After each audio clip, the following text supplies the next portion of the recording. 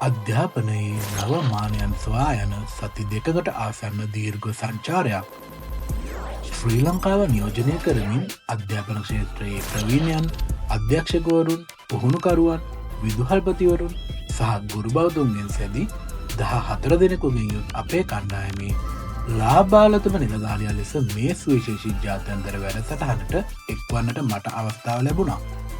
ඉන්දියාවේ අධ්‍යාපන ක්ෂේත්‍රයේ ඉහළම සහ පහළම තැන් ස්පර්ශ කරමින් අප ලැබුවේ අත්දැකීම් සමුදාය ඇත්තෙන් නොවිස්මිතයි. අපගේ ගමනේ ආරම්භක පදනමයටුනේ බැංගලෝර්හි දයානන්ද සාගර විශ්වවිද්‍යාලීය ඉංජිනේරු පීඨයේදී. එහිදී රටවල් නියෝජනය කරමින් අධ්‍යාපනයට සම්බන්ධව විවිධ පැතිකඩ ඔස්සේ පැවැත්වුණු දේශන මාලාව අපගේ දැනුම පුළුල් කළ අතර නව පර්යේෂණ වාර්තා එහෙම නැත්නම් රිසර්ච් කිහිපයක්ම එළිදැක්වීමද සිදු කරමින් ගුණාත්මක අධ්‍යාපනය පිළිබඳ ජාත්‍යන්තර සමුළුව නිල වශයෙන් එලෙස ආරම්භ වුණා. ගමනේ මීළඟ අධීරයකදී BGS National Public School වෙත අපිට පිවිසෙන්න අවස්ථාව ලැබුණා. එහිදී අප දුටුවේ අනාගත ලෝකයට ගැලපෙන අධ්‍යාපන විප්ලවයයි.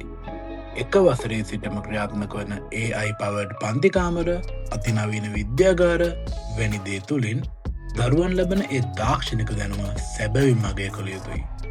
ඉන්දියාවේදී අපි ගිය ඉන්ඩස්ට්‍රියල් ඇන්ඩ් ටෙක්නොලොජි මියුසියම් එක අපේ ගමනේ සුවිශේෂීම සන්දස්ථානයක් වුණා. මොකද විද්‍යාව සහ තාක්ෂණය ප්‍රායෝගිකවත් හදා බලන ආකාරය අධ්‍යයන කිරීමට ලැබීම අපට ලැබුණු මහඟු අවස්ථාවක්. අපේ කණ්ඩායමේ හැම කෙනෙක්ම මේක පුරා විදිමින් විනෝදයෙන් සහ කුතුහලයෙන් යුතුව මේ දේවල් අත්විඳා. ලංකාවේ අපේ ළමයින්ටත් කොහොම හරි මේ වගේ අත්දැකීම් ගන්න තැන පරිසරයක් හදන්න මුලපුරම කියන එක තමයි හැමෝගෙම හිත්වල එතනින් එළියට එද්දි නම් තිබ්බේදා. මේ ගමනේ වැදගත්ම තවත් එක තැනක් තමයි දලයි ලාමා ඉන්ස්ටිටියුට් එක. මෙතනදී අපිට ගොඩක්ම හම්බ වුණේ ඉංග්‍රීසි විෂය ප්‍රගුණ කිරීම සඳහා එකතු වෙලා ඉන්න බෞද්ධ භික්ෂුන් වහන්සේලා. මීට සමගාමීවම ආයුර්වේද වෛද්‍ය මධ්‍යස්ථානයක් එහෙම නැත්නම් මෙඩිකල් ඉන්ස්ටිටියුට් එකකුත් මේගොල්ලෝ කරගෙන යනවා. නාඩි ශාස්ත්‍රය වගේ පැරණි ක්‍රමවේද භාවිත කළ තමයි ගොඩක්ම මේගොල්ලොන්ගේ ආයුර්වේද ක්‍රම පාදක වෙලා තිබෙන්නේ. තවත් දවසක BGS International School Series එකේම ඇකඩමියා ස්කූල් එකක් වෙත අපිට විසිට් කරන්න අවස්ථාව ලැබුණා. එහිදී පෙළ පොතට පමණක් සීමා නොවී ඩිසයින් තින්කින්, පිහිනුම්, හෝස් රයිඩින් වැනි ප්‍රායෝගික පුහුණුවීම් හරහා දරුවෙකුගේ පෞරුෂය ගොඩනගන ආකාරය අප සියසින්ම අත්දුටුවා. පිහිනුම් පුහුණු ආදිය විෂය සමගාමී ක්‍රියාකාරකම් නෙවෙයි. සෑම සිසුවකටම අනිවාර්යයෙන් අප්ඩේටඩ් කරිකියුලම් එක තුලම තිබෙන කොටසක් වීම ඇත්තටම අපි පුදුමයෙන් ඕන කොටසක්. දවස් කීපයක් තිස්සේ මේ විදිහම ආයතන සහ පාසල් ඔබ්සර්ව් කරමින් ඇවිදිමින් හිටපු අපි නගරයේ තාක්ෂණයෙන් ඔබට ගිහිල්ලා දුෂ්කර ගම්මානවල පිහිටි කුඩා රූරල් ස්කූල් වල සංචාරය කළා. එහිදී අපේ කණ්ඩායම ඒ දරුවන් වෙනුවෙන් ආදරණීය වැඩසටහන් කිහිපයක් පවත්වමින් අධ්‍යාපනයේ මානසික වටිනාකම තහවුරු කළා.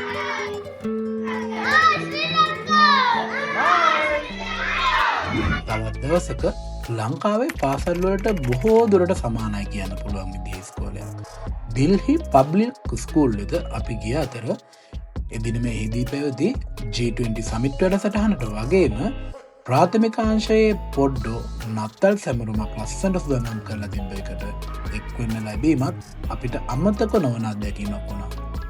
එහිදී අප වෙත පිරිනැමුණු අවෝඩ්ස්, මෙඩල්ස්, සර්ටිෆිකේට්ස් අප ලබාගත් දැනුමට සහ කැපවීමට ලැබුණු වටිනා අගය කිරීම ලෙස මම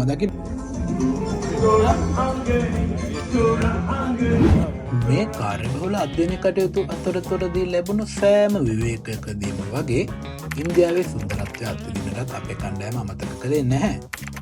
මේ අතර ප්‍රධානම ස්ථාන විදිහට ගත්තොත් ජවහර්ලාල් නේරු ප්ලැනටේරියම් එක, මයිසූර් පැලස් හි විශිෂ්ටත්වය, බ්‍රින්ඩවල් ගාර්ඩන් හි ඒ මනස්නාත ජලරංගනය, ඊෂා ෆවුන්ඩේෂන් හි ඇති ගාම්භීරත්වය, නන්දි හිල්ස් කදුමුදුනේ සුන්දරත්වය, සත්තුවත්ත, ඒ වගේම තමයි අපේ විදිහට ගත්තොත් නම් පොවිල් කිව්වත් එහෙදි ටෙම්පල්ස් කියලා හඳුන්වන තැන් කිහිපයක්ම බයොලොජිකල් පාර්ක් හි සෝබාදාම සමග ගත කළ කාලය අපේ ගමනට නව අරුතක් එක් කළා.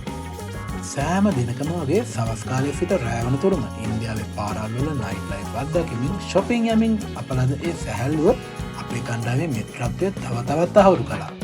මේ මතකයන්ගෙන් පොඩ්ඩක් විතරයි. මේ සති දෙකකට ආසන්න කාලයේ මතක මේ වගේ තනි පුංචි හයිලයිට් වීඩියෝ එකකට නතු කරගන්න බැරි නිසා ඒ හැම තැනකම මතක වෙන වෙනම ලස්සනට ඩයරි ඔෆ් රොකා මගේ වීඩියෝ දිනපොතට එකතු කරනකම් මේ සංක්ෂිප්තයේ අවසානයේ වශයෙන් මේ මාර්ග අවස්ථාව උදා කර දුන් International Association for Quality Education ආයතනයටත් එහි සභාපති කමල් ගොඩසටත් පළාත් අධ්‍යාපන ලේකම් නිහාල් සර්ටත් අතිරේක පළාත් අධ්‍යාපන අධ්‍යක්ෂක සේනාධිර සර්ටත් මගේ හදපිර ස්තුති පිරිනමනවා. ඒ වගේම මේ ගමන සාර්ථක කරගන්න මුල සිට අවසානය දක්වාම එකාමෙන් එකිනෙකා ගැන හොයා බලමින් එකට හිටිය අපේ කණ්ඩායමේ 14 දෙනාම ආදරයෙන් සිහිපත් කරනවා. මේ අත්දැකීම් හෙට දවසේ අපේ රටේ දරුවන් වෙනුවෙන් යොදවන්න අපි අප කැප වෙනවා. මේ පුංචි වීඩියෝ එකෙන් එහෙනම් මම සමුගන්නවා.